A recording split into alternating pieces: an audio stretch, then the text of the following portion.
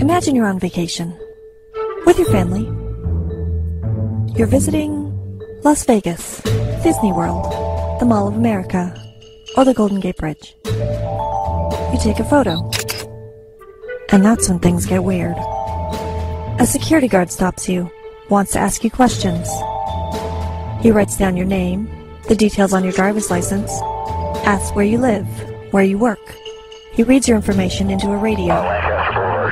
He says surveillance cameras captured you taking photos of a location considered vulnerable to security threats, like terrorism. Terrorism, you think? No, not me.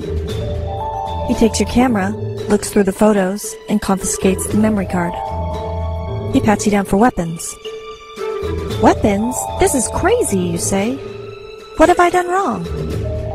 It's entirely possible you've broken no known rules or laws at all. You didn't see any signs banning photos. But this is the new reality of a post-9/11 America. Let's rewind a bit. After the terrorist attacks of September 11, 2001, then-President George W. Bush deeply reorganized the federal government and created a massive new Department of Homeland Security. The U.S. government was determined never to miss intelligence again. No lead would be unfollowed, no stone unturned. Part of this new department's job was to give billions in Homeland Security grants to state and local agencies, so they could participate in the fight against terrorism. Hundreds of millions of those dollars were used to build more than 70 intelligence fusion centers across the U.S.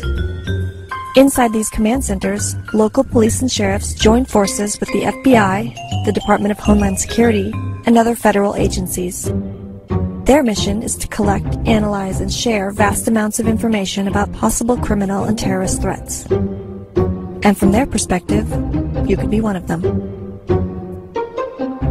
See, after that security guard wrote down all of your personal information, it may have become a suspicious activity report, beginning a journey from his notepad to the local police department and then on to a fusion center. At the fusion center, your data can be put into a database, where it may be kept indefinitely. Your info could then be accessed by other law enforcement agencies, like nearby police departments and the FBI. An FBI agent could even come knocking at your door. This won't happen to everyone, but suspicious activity reporting appears to be on the rise.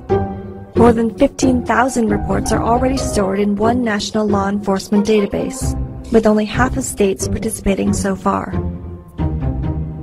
In D.C., researchers examined 40,000 suspicious person and vehicle calls made over 20 months from 2005 to 2007. None were confirmed terrorist threats.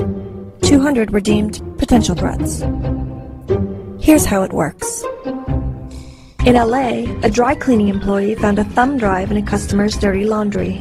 On it were photos of the Burbank airport. The employee called police, and they filed a suspicious activity report. At the Mall of America in Minnesota, an elderly Pakistani man left his cell phone on a food court table.